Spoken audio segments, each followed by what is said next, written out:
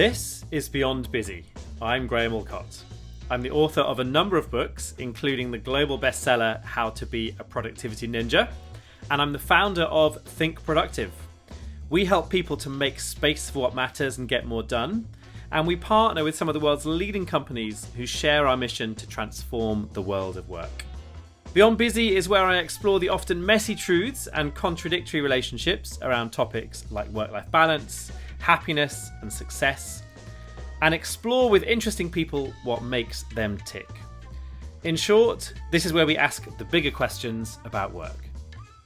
My guest today is Matt Rudd.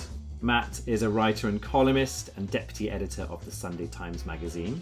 He's also the author of several books, his latest being Man Down, Why Men Are Unhappy and What We Can Do About It. So in this episode we talk about mental health, shared parental leave and taking paternity leave more seriously. We talk about the trap of busyness and why you're better off with a bronze medal than a silver one, and much more. The book is entertaining and thoughtful, just as you'll find Matt here. So let's get into it. This is Matt Rudd.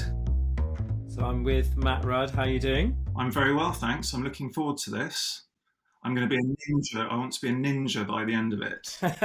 Well, let's see. You're the master and I'll be the apprentice for this conversation. Well, let's see what we could do. So, I mean, they say that the collective noun for lots of middle-aged men is a podcast. So here we are as the middle-aged men on a podcast.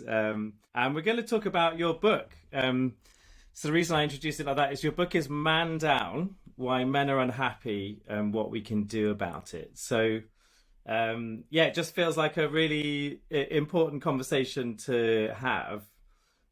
Should we just start with that central sort of question? Because I think you break it down and there's lots of subjects in the book that sort of spring off from that, which just provides some really interesting narrative. But you kind of also say at the beginning, I'm not going to really answer the question as well. So, like, if I said to you now, like, why are men unhappy and what can we do about it? What's the sort of first answer that you'd give before we get into the detail? I think perhaps I should start by explaining what happened that led to this, because I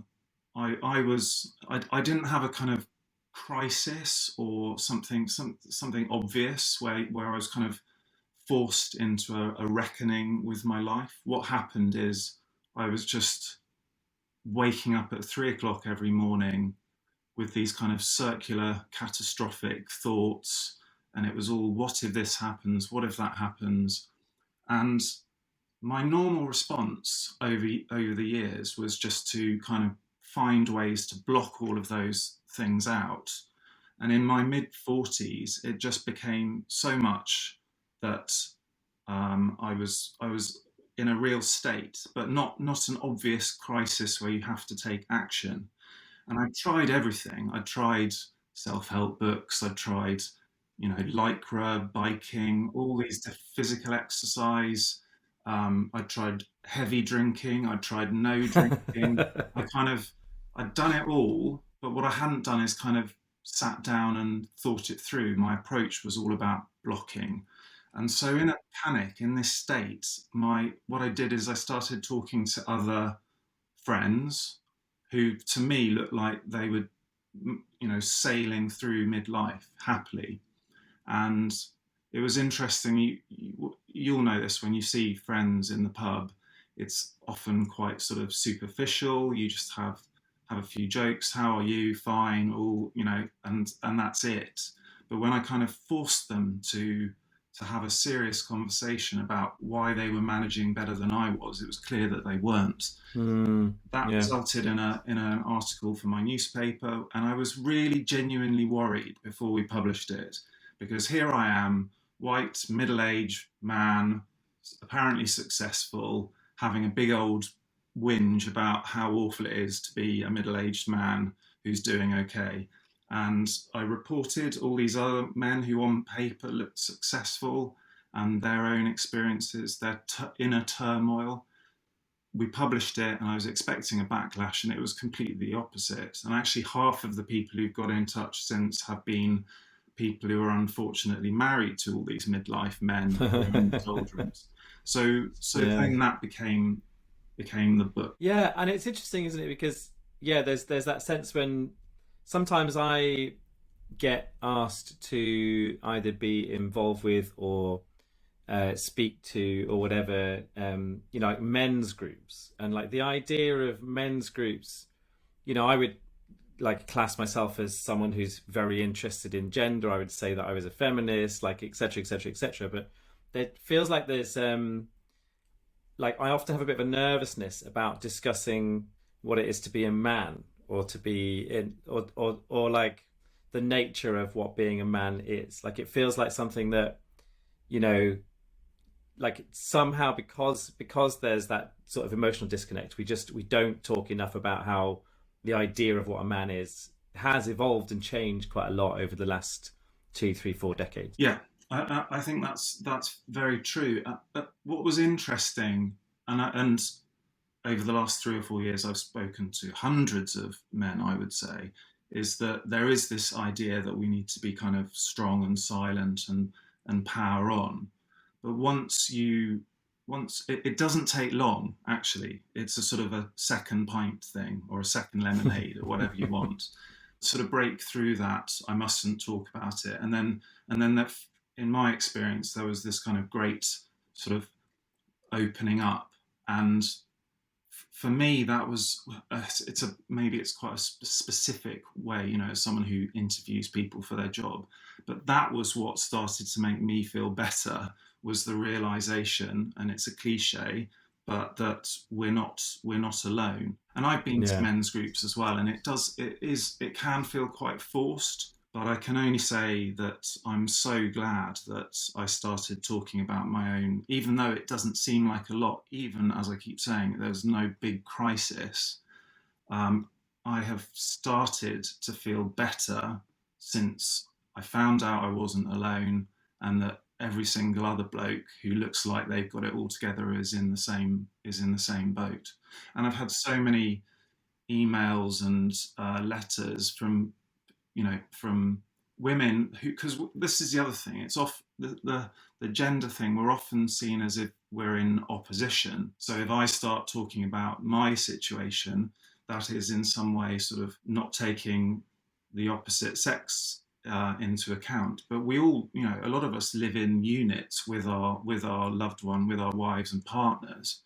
And I think, it's up to women to work on what they need, and it's also, men need to do the work as well. And it's taken me, it took me 47 years to get to that point where I kind of finally paused, had a look around, and thought, no, I need to do something about this myself. And it's also, yeah, like you say though, it's not a binary thing, is it? So I'm very passionate in the idea that it's up to men to play their role in advancing things like, closing the gender pay gap, for example. And so it also stands to reason that it's up to all of us to look at mental health for men. Like none of the, like often these things are couched in this idea of binary. Like if you're in favor of even discussing the emotional well-being of men, then you're somehow anti-women or anti-feminist. And like actually it's about like we need a kind of collective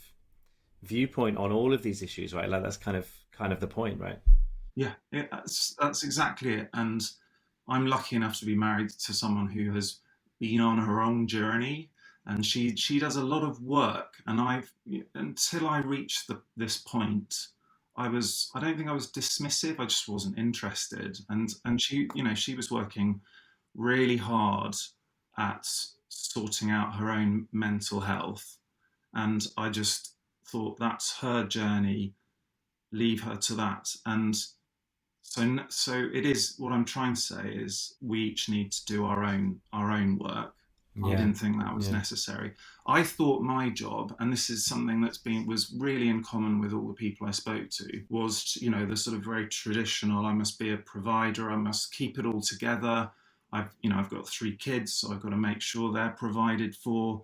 Um, and that was my role.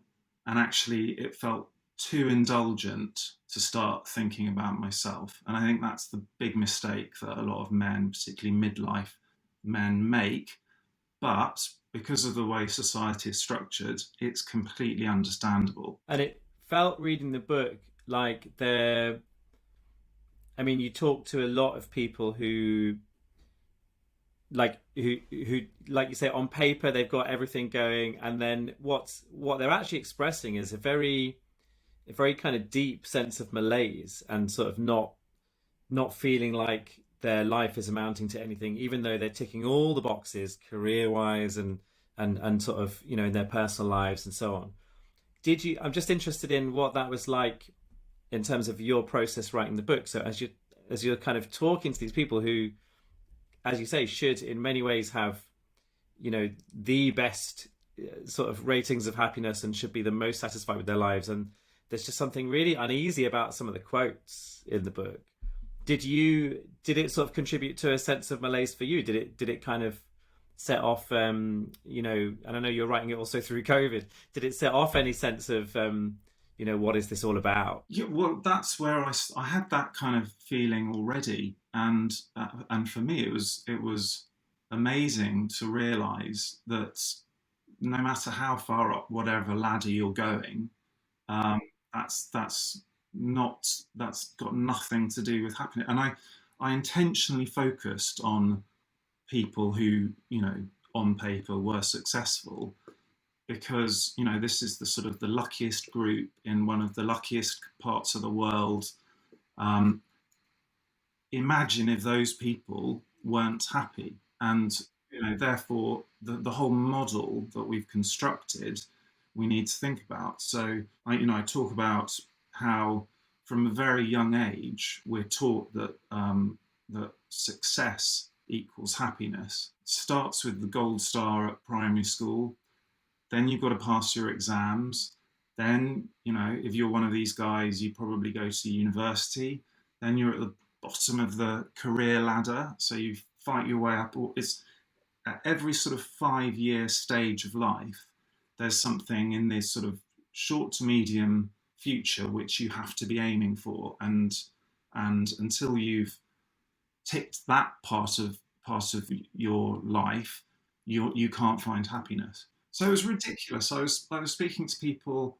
I spoke to a 23-year-old young Oxford graduate who was just not envisaging. I asked him about happiness, and he was he's setting out to be a lawyer, and he was saying that's just not even on the horizon, maybe in 10 years' Mm, time. And it was repeated over and over yeah. until you hit the mid 40s, where you have this choice. As I see it, you can either plow on to the gold watch, or you can stop and everything falls apart. And it's really quite a shocking. It's a shocking realization that those are your two options. And there are men who go and sit in the bath so they can have a bit of time and space to themselves, or they go and get a single ticket to the cinema. And there's kind of these desperate attempts to have a little bit of me time, and that's all they'll give themselves, because they feel like if they think about their situation too much, the whole house of cards will fall down. And you said something in the book that was along the lines of, like, the few months that you spent writing it was like stepping off the hamster wheel, at least on Fridays, Saturdays, and Sundays. Yeah, yeah. So was that your own version of that, in terms of, I was able to kind of take the step off, but obviously you're doing it to write a book, which is again, it's a success signifier to many people, isn't It's the chicken's way of doing it. But as we were talking before we started recording, it's it, when you read about, you read a lot of stories about people who say, the narrative is, I wasn't happy, so I changed this, and now I'm happy. And the thing that they're changing, it might be, I chucked in my boring city job and became a self-help guru, or I chucked this in and now I'm living in Bali and I'm an entrepreneur, or whatever it is. And for me, when I read those stories, it's just completely unattainable, because you've got your mortgage, you've got your kids, you've got a job that you're no longer really climbing the ladder, but if you don't climb the ladder, you're viewed with suspicion. You've got all of these. It's plate spinning, and so when some sod tells you go and be an entrepreneur in Bali, you just immediately shut down. So yeah, when I was writing the book, it meant I didn't work Fridays, and that was quite nice. But of course, I was a big chicken. I still had the safety nets, and I still had the job. And I think the the realization is that it is a good idea to think about these things, and the house of cards won't necessarily collapse if you do. You don't need to make some dramatic decision in your life to find happiness. But well, for me, it was at least 2 years of not the writing of it, but 2 years of feeling quite nervous, riding my circular catastrophic thoughts through to some kind of sensible analysis of where I was. And there's some really just incredible little sort of thought experiments, and then backed up by interesting research and stuff. And it sort of takes you on a bit of a journey through the book. And one of the sections that really struck me was you've got a chapter called Men and Babies. And do you know what it really reminded me of? I saw the comedian Russell Kane a little while ago, and he was talking about, he's a really good sort of observational comic, Russell Kane, and sort of, good at really just sort of describing back to you these, these things that we kind of universal experiences. And he said one of the few things that he's never really seen observational comedy done about, but it's such a universal thing for dads, is that feeling when your partner's just given birth, and then you go home, and then you're just totally useless at home. Like, they're still in hospital, and you're kind of like, what can I do? Put up a shelf? What am I going like? What am I going to do? And all of the sort of systems in your brain are kind of saying to you, need to be useful, because you're in this high stress mode. And then you get home, and it's like, I think I'll batch cook some soup or something. And there's some really interesting interviews in there that brought back a lot for me around my own experiences with that, where it's really just looking at just the whole notion of what is a man's role around birth, and then how does that get supported through work. And the bit that I was really interested in was the bit that you talked about with the ways to fix the ideas around shared parental leave, because feels to me like that was a really good intention, but actually had some sort of unintended consequences that weren't so great. Like the idea that once you share that parental leave between mums and dads, what happens is you think you're valuing dads more, but actually what you're doing is taking that away from the mums and devaluing mums and stuff, and it hasn't really worked. Do you want to talk about your ideas around what to do differently around sort of workplaces supporting pregnancy? Because I just thought that was amazing. Yeah, well, the good news is that in the time, my eldest is turning 16 this year, and I had a week off for him, and then a couple of weeks for the next two. And, we live in kind of small nuclear families. They say it takes a village to raise a baby, or whatever the expression is, and that's not how things work.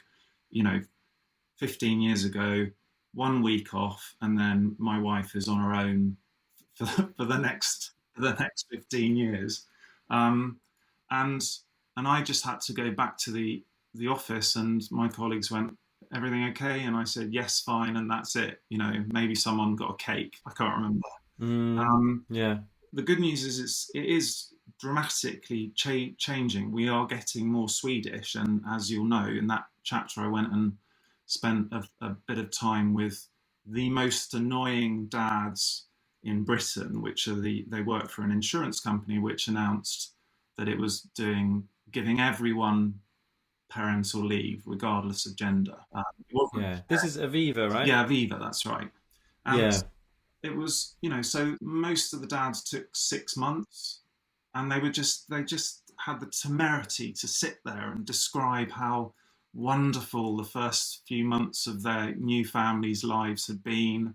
They were able, this wasn't kind of trying to interfere with the mother's primary role, but it was, they were there to support, they created, a deeper relationship with their kids, and off they go. They're set up. And Aviva said to me that the productivity of their employees had gone up since they introduced this policy, which is amazing because when we write articles in the paper about this, isn't it? Shouldn't we be more Scandinavian? Shouldn't we allow dads to be involved in early parenting as well?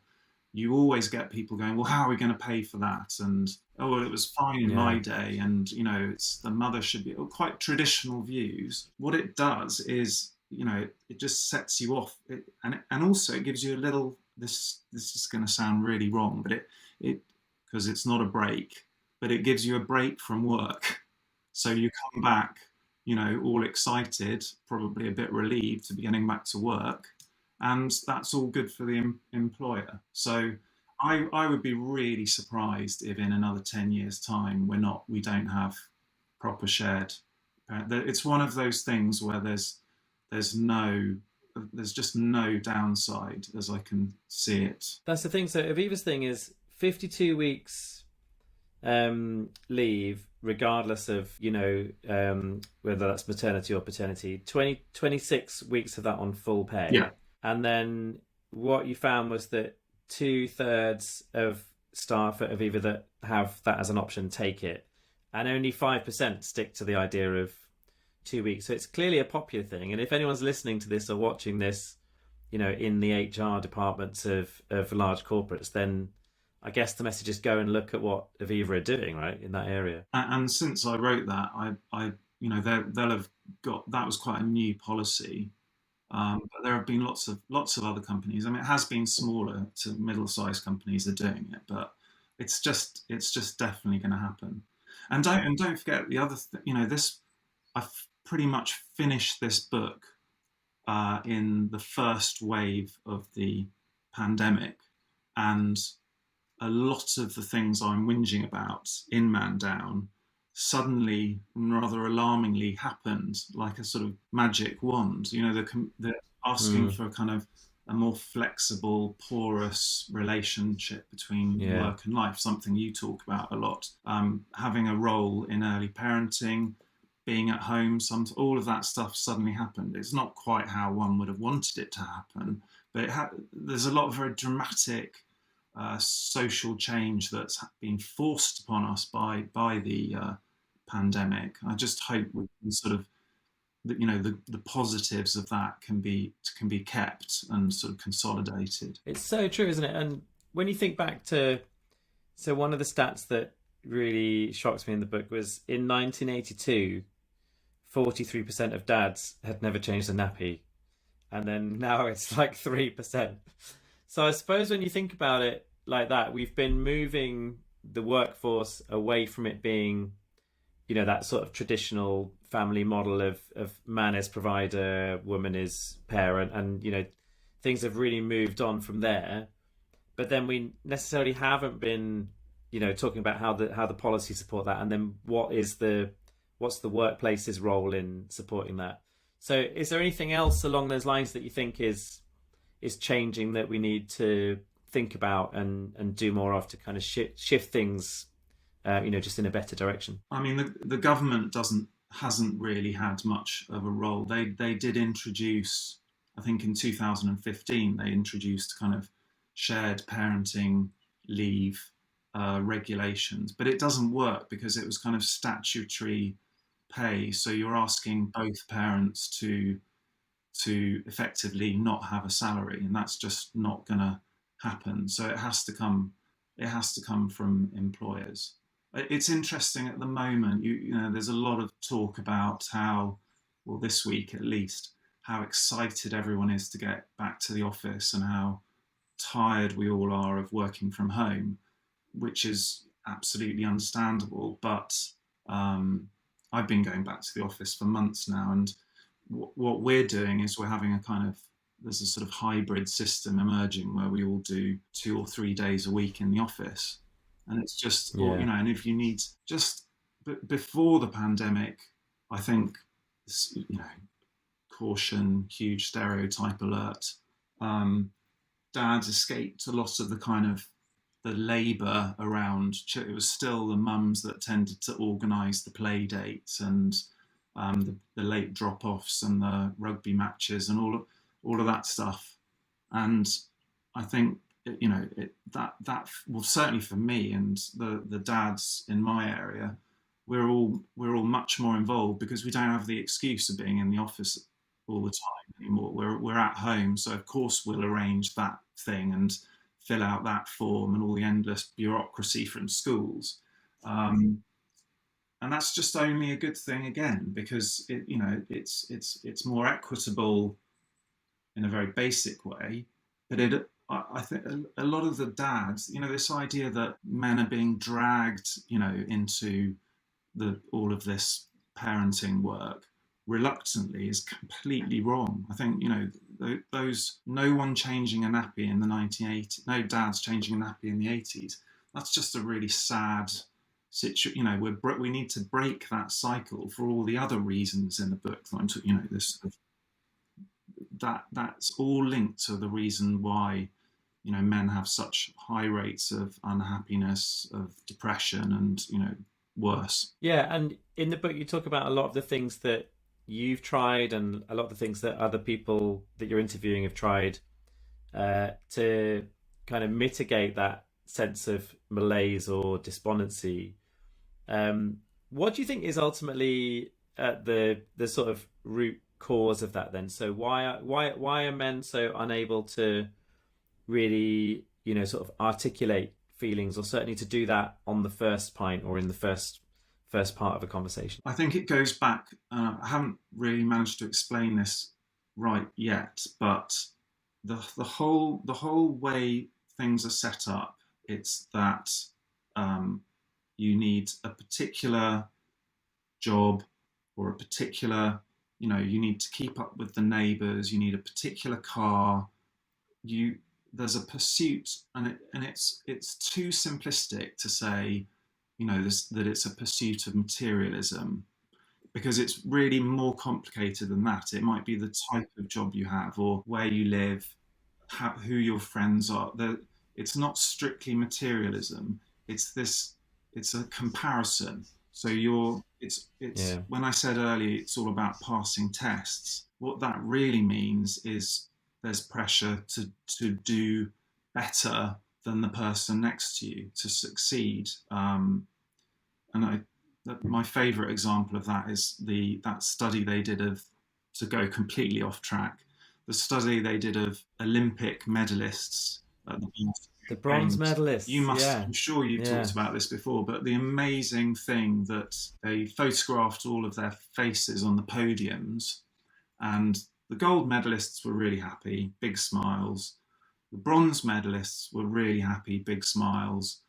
The silver medalists had this kind of rictus grin, and it's, if anyone gets a chance to look it up, it's really funny looking at the miserable silver medalists and how much less happy they are than the bronze medalists, because they were so near to getting a gold, and the bronze guys are just relieved that they got on the podium at all. They're just happy to be Yeah, and there. it's a Yeah. really simplistic way of looking at it, but it's also so true. If you're constantly comparing yourselves to other people, and society and all, from school all the way through, is teaching you what success looks like, um, then it's, you're never going to be happy.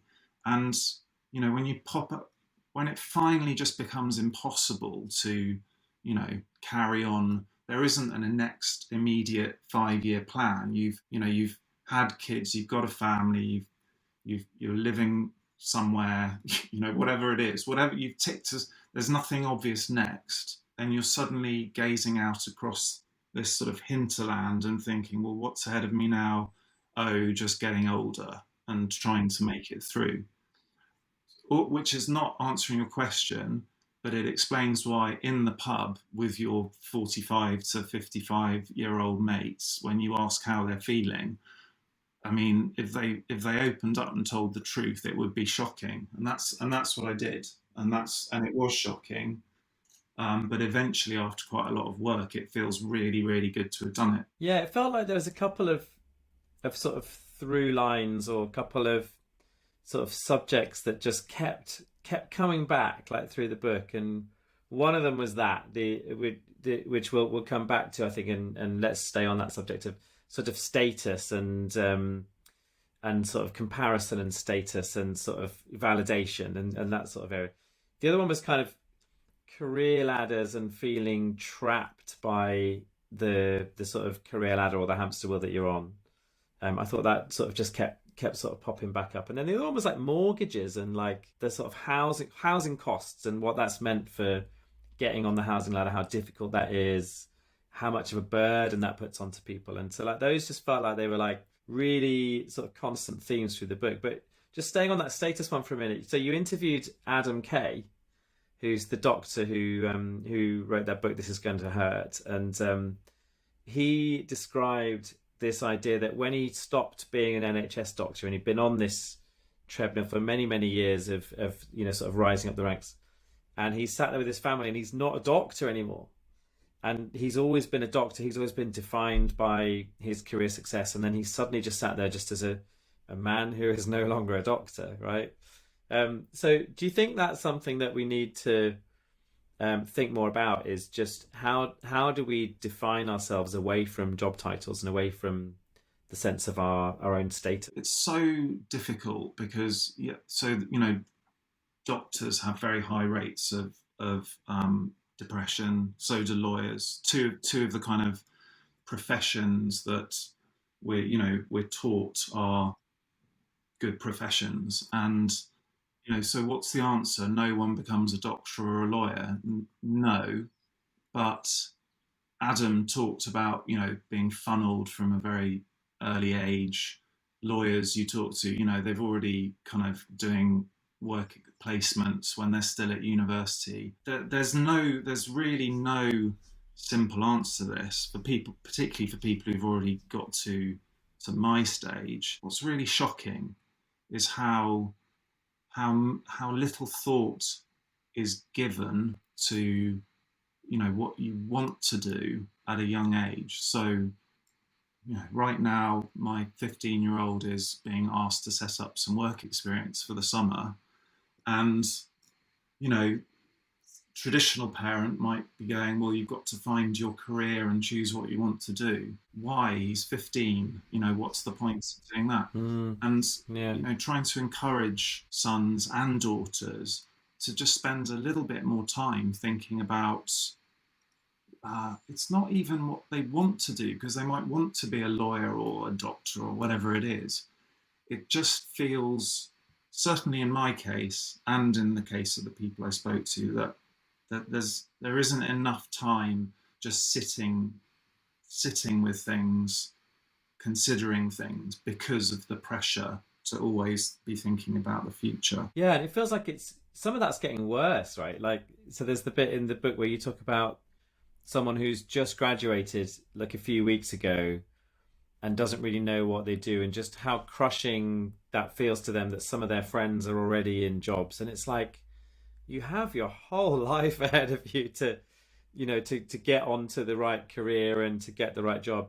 At least take a few weeks right now to figure that out. But people are really struggling with that, and even like you mentioned, with your kids being sort of pushed into over specialization or being pushed into making decisions about the entirety of your future when you're still a kid, and you should still be in more of an exploratory sort of thoughtful mode rather than in a kind of doing an execution. Yeah, and it doesn't need to be an extreme. It's not take 5 years to find yourself or anything like that. But that guy I spoke to, I was talking to him, and he was asking whether he should do what he described as a panic masters, because he didn't want to have a kind of blank on his CV where it didn't look like he'd done anything. So he was proposing doing a panic masters so that there wasn't a year or whatever missing.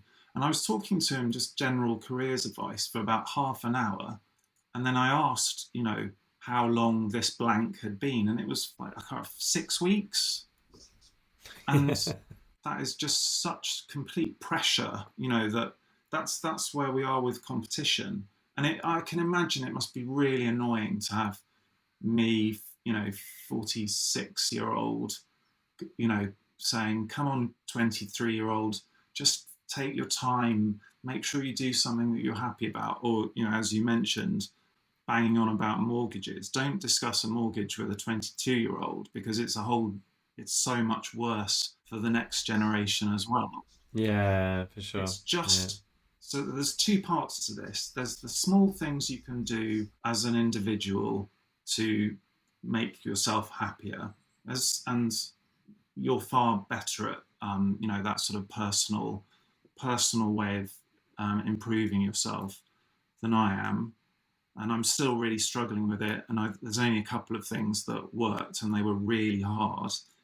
And then there's the huge systemic thing, which is not something that individuals can do, because I think it is annoying saying all this stuff to the younger generation. I know my sons find it really. Don't worry about your A level. Don't worry about your GCSE results, son. Just enjoy life. That's just too much. But there needs to be a complete systemic change in how we raise kids as well. I guess a lot of us in our 40s and older are in a better place to chip away at the systemic factors for the younger generation, because we're in charge of HR departments and, putting this out on podcasts and kind of having some of those conversations about what we can change, I guess. Just on the personal part of that, I liked the bit in the book where you talk about do you call it the de-gratitude journal or something, Oh where gosh. you give a list of all the things that you're unhappy about, as well as the gratitude journal. I thought that was really amusing. I don't know if that's a recommended approach to things, but life.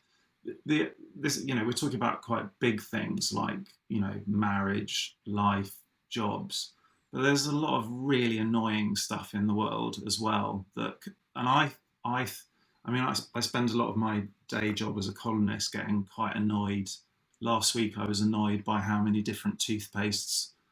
Oh, I read that, and it like totally, I resonated so much with It's that really one. tight. I mean, who on earth would write 800 words about toothpaste, or all the different USB cables, and it sounds quite puerile, but it does feel as if life can be very irritating, and I think that sort of stuff chips away. So, without any qualifications, I did recommend a de-gratitude journal. My wife writes a Yeah. gratitude journal, which is really lovely, and it works with her. I'm sounding patronising now, but I have stuck. I'd still do a de-gratitude journal. Yeah. Do you know the thing that really worked for me, and it, as I said before we started this conversation, I'm really only, the bit that I really struggled with was getting from sort of step zero, where I'm just blinkered and not thinking about things at all, to the point, step one, where I might be able to pick up one of your books and actually sit and read it. So that's the bit where just turning a bloke from completely blinkered to, okay, I now need to find ways to make me happier. And the way I did that was with the oldest self-help trick of all, which was the forest bathing, which I know you Mm. do. I think I did it for 6 months, and every single day. And for the first 5.5 months, I, I hated it. And it was all I was doing is sitting under a tree in the woods, just worrying about, whether I should get mortgage insurance. So it was because I'd taken, the audio book or the Walkman or your podcast out of my ears, and I was sitting on the moss worrying. And my reaction was to carry on listening to music or something, but I really forced myself to do it. And finally, after 6 months, the panic stopped, and I started to feel better. And it is something that I think a lot of people find very scary or unsettling, is the idea of just being alone with your own thoughts, just in whatever form that is. I was talking to someone recently who they said, "What do you do? What do you do when you go for a run?" So I'm training for a half marathon at the moment, so I do some quite long runs, and I said, "Oh, I just run." And they're like, "What? There's no podcast in your ears, or there's no music?" And I'm a bigger music fan as anybody, but I was like, "No, I just think and stuff happens." And and actually, what's interesting is that I'm sure you I'm sure you'll know this too, is that you often write the best parts of your book or whatever is when you are just alone with your thoughts, and just something crystallizes that you've been working on that morning or whatever. Like, I just find that's it's actually a very productive thing to have nothing on your mind too, because it actually just kind of sets the stuff that you need to do when you get back to your desk. Isn't that cheating though, Graham? Because I thought, well, I don't Is know. it? I mean, I thought the point of, I mean, it's they call it forest bathing, but it's kind of meditation really, which I also find really difficult. But I didn't think you were supposed to be planning your day or a paragraph or something. No, so I'm not planning it, and I'm not going there with the intention that that's what's going to happen. But often when I'm going for a run, then what happens is just I can feel my brain just putting things together. So it's not like I'm leaving my desk and saying, "I'm stuck on this thing, let me work that out on the run." It just magically happens, or just new ideas come, or whatever. I just find that, like, once I put my brain into a really different mode, it just comes up with the stuff that matters a bit more, rather than being sort of bereft and stuck in the detail, which sort of can happen when I'm Yeah. when I'm writing. Um, a half Yeah. marathon is a very midlife thing to do, if I may say. Very true. I mean, I it was quite funny. I ran the London Marathon about 10 years ago, and it did feel like the elephant in the room. When you run the London Marathon, you have to go to, like, the Excel Centre in Docklands and go around this big exhibition where you pick up your sort of race number and all that stuff, and you have to sort of be there and do it. And it felt like the subtext of the entire visit to the Excel Centre, which was like an hour and a half that you're there, sort of thing. There was like some Olympians doing signing things. There was like some fun stuff to do when you're there, and a lot of it is just companies trying to hawk their products on you. But it felt like the subtext of the whole thing is like, we are not going to die soon.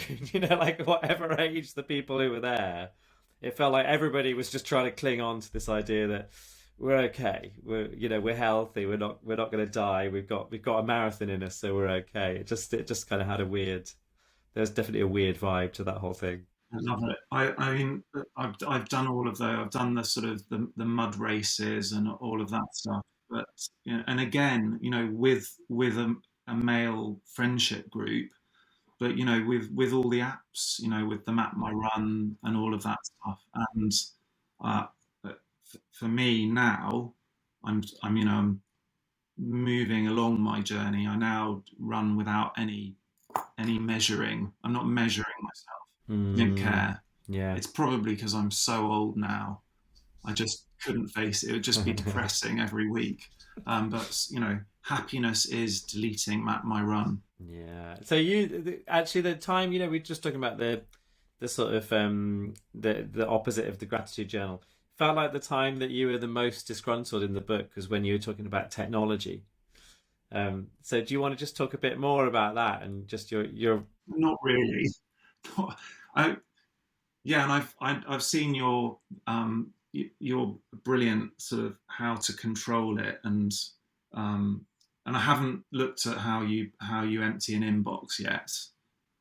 But I looked before we had this conversation, and I've got 120,000 emails in my inbox. So um, technology makes you is feel a sold bit to you weird. as Yeah. the sort of time saver. Have all this technology, and you'll be able to spend more time with your kids. And obviously, it hasn't worked out like that on a kind of macro level. We're separated from our kids by the iPad between us. Um, and we were promised by I think in the 1930s, or was it the 40s, Asimov was predicting that robots would be doing all the work, and we'd be working 10-hour weeks, and it just hasn't happened.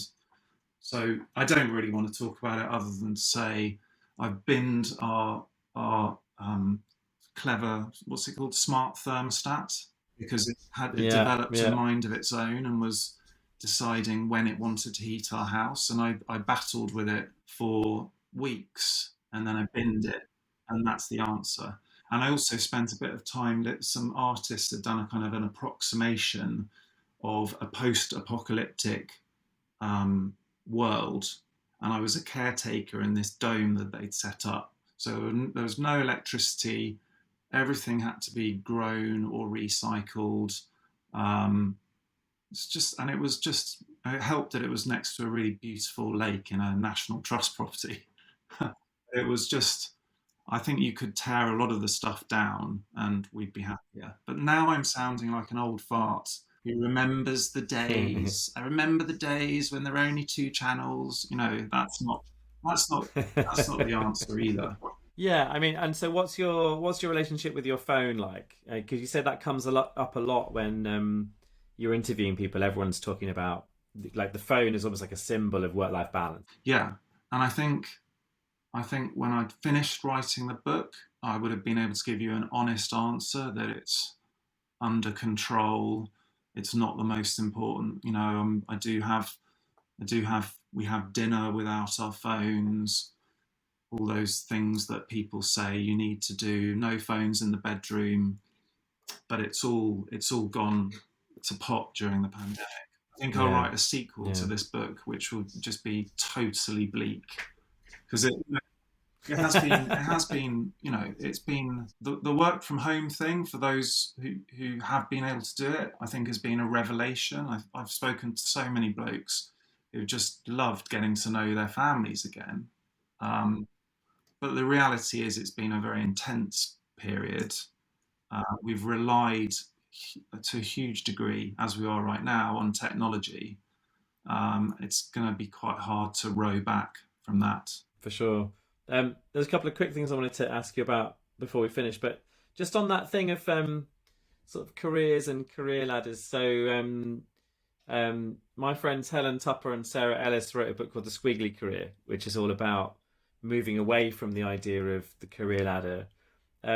Do you have any thoughts about, like how we need to redesign that idea of the career ladder in terms of it feels like that's the source of a lot of people feeling trapped, isn't it? Is being on the career ladder. What can we do differently around just the traditional notion of careers? Individually, I, I mean, I read the Squiggly book, and the risk with that is it's just more plate spinning because you've got more than one side hustle going, and it becomes. I mean, in an ideal world, you find a thing that you're passionate about, and that's your job. But I'm quite traditional about that. But then I thought that I had found my passion, and the problem is passions change over time. So Yeah, I yeah, thought the ultimate happiness when I was in my 20s was getting a byline in a national newspaper, which is just as sort of shallow and egotistical as the people who took jobs because they paid very well. Um, I don't know. I think things are going to be changing anyway, and I'm really sorry that I just don't have simple answers. But jobs for life have aren't don't really exist anymore, and a lot of the reasons for that are not good. Um, and I kind of I do worry quite a bit about the future. Without getting too depressing, have you got to the bit where I meet the happiest man in Britain? oh God, Yeah. the Loch Ness thing. Have you got a minute? Yeah, yeah. So people don't need. Yeah. I've actually got two other questions, if that's all right as well. So t- tell us about Loch Ness, because one of the things I was going to ask you is like, do we all just need to move to Loch Ness? Because like he sounds amazing. I'll be quick because I've got to go and pick the kids up in a minute.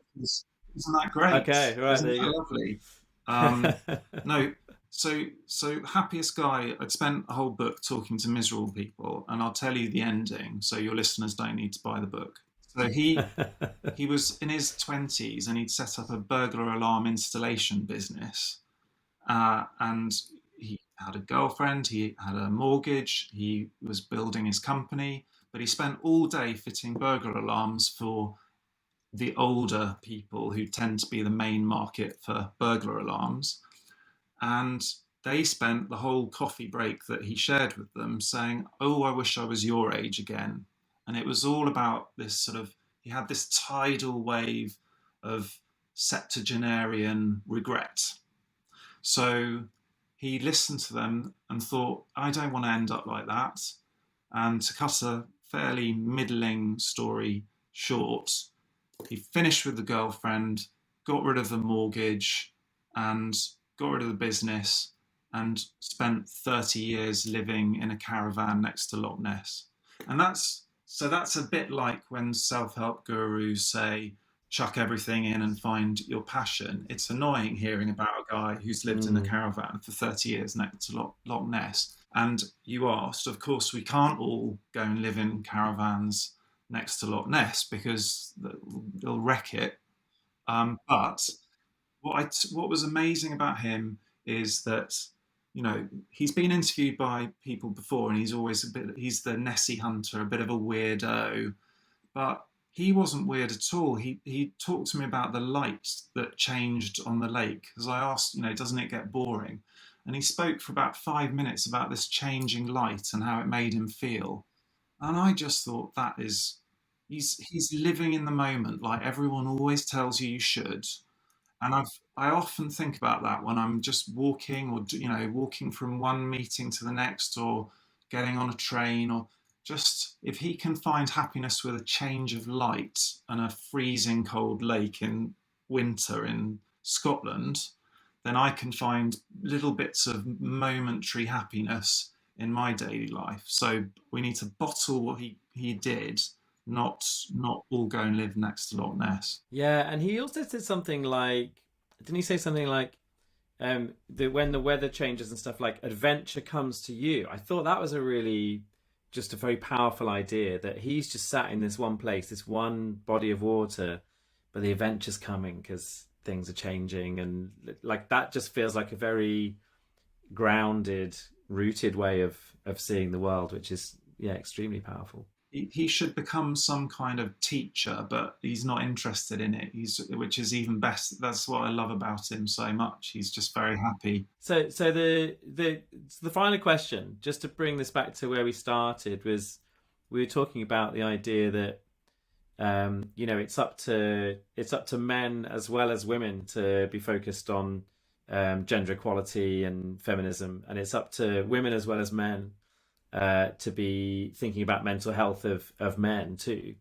And I just wondered, like, there's so much in the book about what you learn about men and their disconnection from their emotions. Is there anything in the book that you found surprising and learnt about women? The one thing, and this will sound cheesy, but as I mentioned before, when we did the article, the first article that led to all this, I had expected women to be annoyed with what I was saying, angry, which was really wrong of me, because, as I said, it was really the opposite of that. And I I'll mention briefly that I wrote a part of it about, I wrote a piece about men failing to address, their physical and mental health. Jokey little column, and one of the readers forced her husband to read it because he'd been having a niggle on his chest, and he had life-saving heart surgery 2 weeks after he finally went to get a checkup. And the Wow. he had dismissed his wife as someone who was nagging him, but obviously all she really did was love him and want him to look after himself. And he needed to hear it from a random stranger in a newspaper before he listened. So, we knew it already, and I'm not going to make any generalizations here because that is terrifying. But I think, women want men to address their issues, for really positive reasons. And as I said, a lot of us live in a unit anyway. We live with each other, and women have made, oh, here I go with a generalization.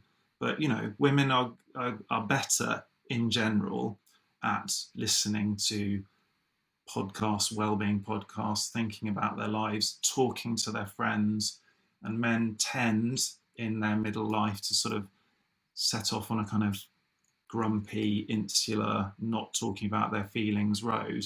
The willingness, the enthusiasm with which women responded to what I've written and then forced their partners to read what I've written has been, it shouldn't have been the surprise, but it has been. Yeah. So let's bring this to a close. So you said there that you'd given us the ending so people didn't need to go and buy the book, but maybe this is the perfect sort of allegory for the whole thing. Is it's about the journey, not the destination, right? There's so much throughout the book. So the book is Man Down. Do you want to just let people know where they can find you? And obviously you've got your Sunday Times columns and everything as well. So maybe just where can people follow you and read more of your work, Matt? Well, that's it. I'm just siloed in a newspaper, but I have had some amazing messages on the Twitter, on the DM, and I always try to respond in an entirely unqualified, unprofessional way. And if anyone comes at me with really difficult stuff, I'll just forward it to you. I'll fill up your inbox, see how you like it. Sounds great. Matt, thanks so much for being on Beyond Busy. Thanks very much. It's been a real pleasure. Thanks for having me. This video is sponsored by Think Productive, home of the Productivity Ninja. We help people and organizations to increase their impact and make space for what matters through a range of workshops, programs, and coaching. Head to thinkproductive.com to find out more. Are you interested in booking me as a speaker for your event? You want to sign up for my Rev Up for the Week email? Do you want to buy some of my books? Or do you just want to find out what I'm doing right now? It's all at grahamealcott.com/links. And if you like this video, please like, subscribe, and share so we can make more. Thanks for watching.